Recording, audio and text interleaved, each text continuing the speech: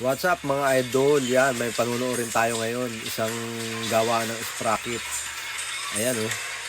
Nagsimula sa malaking plancha ng mga kapal na ano na yero. Ayan oh. Kinakat nila ng bilog-bilog. Ang sprocket na yan pala mga idol, panlikod yan. Tapos ayan oh, ginagawa nila oh. Ang dami. Tapos ipapadaanin doon sa pagbutas sa gitna. Ayan, ang dami na. Binutas sa gitna. Ayan, hinahakot naman ng isa.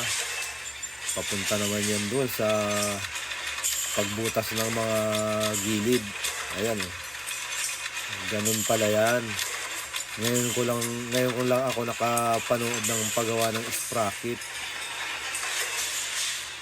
Ito nga pala mga idol, sa ano pala ito, sa India. Sprocket Factory. Ayan oh, ang dami na.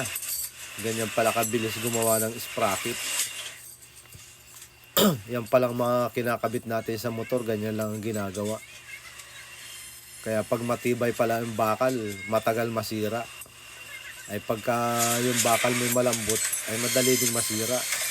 Ito nga pala mga idol ay sa India. Ibig sabihin, ang karaniwang ginagawa nila dito pang badya.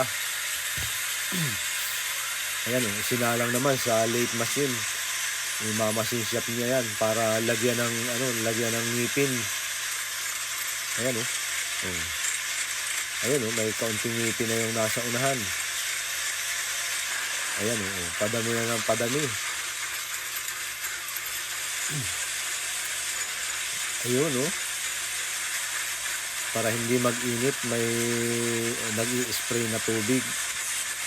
Ayan oh, ayan, may ngipin na, ang dami yan. Oh. Ayan oh, yan. Natatapos na.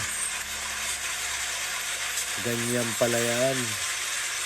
Kala ko yan yung mga may talaga. Yan o, natapos na. Ngayon, saan naman susunod? Pagka nalagyan na ng ngipin,